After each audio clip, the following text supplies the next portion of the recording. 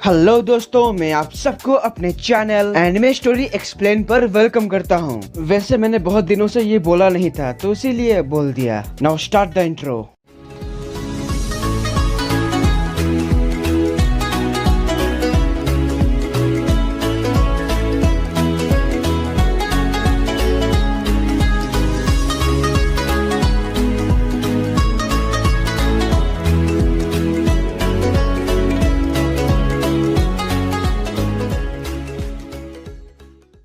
पिछले एपिसोड में हमने देखा था किस तरह किडोमारू नेजी को बुरी तरह से घायल कर देता है, पर इतना सब कुछ होने के बाद भी नेजी मुश्किल से अपने आप को खड़ा करता है। ये देखकर फाइनली किडोमारू अपने श्रापित निशान को दूसरे स्टेज पर लेके अपने स्टिकी स्पाइडर थ्रेड से एक बड़ा धनुष और तीर बनाता है। फिर वो नेजी पर निशाना लगा के इस तीर को उसी और पूरी तेजी से छोड़ता है। वो तीर जब टकराता है तो वहाँ एक बहुत ही बड़ा धमाका होता है। किडोमारू को लगता है कि वो मर गया, पर धूल हटने के बाद हम देखते हैं कि वो तीर नेजी के दाएं कंधे से आर पार होकर उसके सामने जमीन पे लगा है, जिससे वहाँ एक बहुत बड़ा धमाका हुआ था। तो तीर सिर्फ उसके कंधे से आर पार होने की वजह से उसकी हालत पहले से भी खराब है, लेकिन वो अभी भी जिंदा है। दरअसल किडोमारू ने सीधा दिल पे निशाना लगाया था, लेकिन हमारा नेजी इस खतरे को भांपकर अपने बॉडी को दूसरे दिशा में मोड़ लिया, जिससे वो तीर दिल पे न लग के सीधा उसके कंधे पे जाके लगा। और ऐसा उम्मीद किडोमारू ने नहीं किया था। वो नेजी को देखकर सोचता है, तो अभी भी तुम्हारे अंदर थोड़ी ताकत बची है। ऐसा पहली बार हुआ है कि मेरा निशाना सही जगह पर नहीं लगा। तो फिर ठीक है, चलो देखते हैं तुम मेरे निशाने से कब तक बचते रहोगे।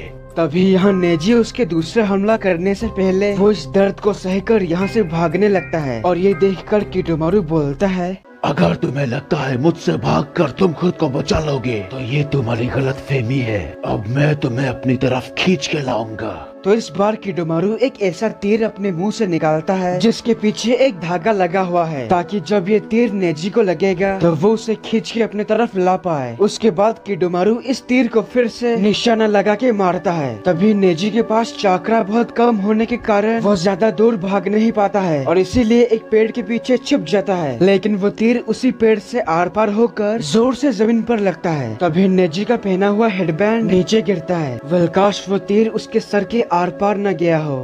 थैंक गॉड ऐसा नहीं है। वो तीर बस इस हिस्से को टच करते हुए गया है, इसीलिए वहाँ थोड़ा खून निकलता है और उसकी हालत पहले से थोड़ी बदतर हो जाती है। पर यहाँ किडोमारू को ये उम्मीद नहीं था कि उसका निशाना फिर से चूक जाएगा। तो अभी इस बार किडोमारू अपने मुंह से एक डेडलीस्ट तीर निकालता है जो दिखने में घुमावदार है। इसकी खासियत है कि वो इस तीर को मोड़ भी सकता है, जिससे वो ठीक निशाने पे लगे। तभी यहाँ नेजी ऐसी हालत में वो थोड़ा मुस्कुरा के बोलता है, मेरे लिए इससे बच पाना नामुमकिन है। नारुतो, अगर तुम अभी मेरे जगह पर होते तो क्या करते?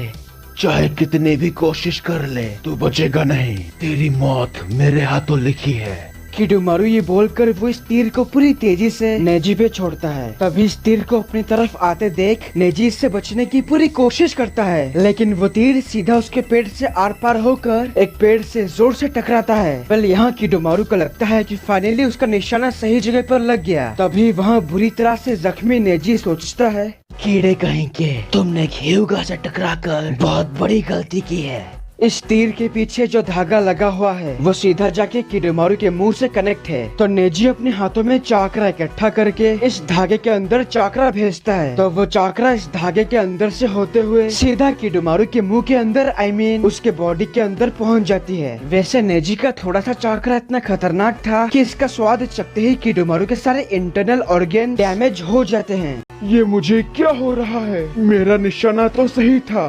किडोमारू जोर से चिल्लाकर पेड़ से सीधा नीचे गिरता है। तो उसे नीचे गिरते देख नेजी अपना पूरा चाकरा इस्तेमाल करके इस धागे को तोड़कर दौड़ते हुए उसके पास पहुंचता है। उसे देखकर किडोमारू बहुत ज्यादा डर जाता है। उसके बाद नेजी अपनी पूरी ताकत के साथ जेंटल फिश टाइजुत्सु से किडोमारू के चाकरा पॉइंट पर धड़ाधड़ हमला करता है, जिससे वो जोर से जमीन पर गिरता है। नेजी के इस हमले से उसका श्रापित निशान कम होकर वो नॉर्मल बन जाता है। तब वो उसे बोलता है, ये तुमने कैसे किया? तुम तो बुरी तरह से जख्मी थे।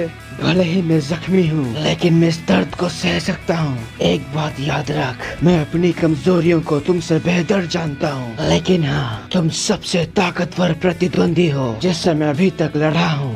भले ही तुमने मुझे हरा दिया, लेकिन तुम्हारी हालत भी बदतर है। तुम ज्यादा समय तक जिंदा नहीं रहोगे। नहीं, तुम गलत हो। मैं इतनी आसानी से मर नहीं सकता, क्योंकि मेरे ऊपर बहुत जिम्मेदारी है। जितना भी कोशिश करना है कर लो, अब देर हो चुकी है। सास्के उचिहा अपनी खुद की मर्जी से हमारे साथ आया है। अब वो ओरोचिमारू का नया शरीर बनने वाला है। तुम लोग उसे बचा नहीं सकते। एक शख्स है जिसे मैं जानता हूँ, सिर्फ वही सास्के उचिहा को बचा सकता है। उसका नाम क्या है जानना चाहोगे? उसका नाम है नारुतो उज़ुमाकी। चाहे वो जो कोई भी है, वो उसे नहीं बचा सकता। वेल, किडोमारू के सारे चाक्रा पॉइंट बंद होने की वजह से उसकी कहानी वही खत्म हो जाती है। पर तभी नेजी बोलता है, नहीं, सिर्फ वही ये काम कर सकता है, क्योंकि नारुतो, तुमने मुझे भी उस अंधेरे से बाहर निकाला था। मुझे तुम पर भरोसा है। ये बोलने के बाद उसके मुंह से खून निकलता है और वो जमीन पे गिर जाता है। नेजी की जिंदगी के सारे खास पल उसकी आंखों के सामने आने लगते हैं। अगर सच कहूँ तो ऐसा तब होता है जब किसी की मौत की घड़ी आ जाती है। यहाँ नेजी का अभी तक ना आने की वजह से कीबा बोलता है, लगता है अब हम 3 ही बचे हैं। चिंता मत करो, चोजी और नेजी अभी आते ही होंगे। वैसे तुम इतने यकीन के साथ कैसे बोल सकते हो? शायद तुम भूल रहे हो कीबा, चोजी के पास वो कमाल के पिल्स हैं। और हाँ, चुनिन एग्जाम के वक्त मैंने नेजी का सामना किया था। मैं तुम सबसे बेहतर जानता हूँ। क्या जानते हो? यही कि नेजी एक असली चैंपियन है। वो हार मानने वालों में से नहीं है, इसीलिए वो और चोजी हमारे पीछे जरूर आएंगे, तुम देखना।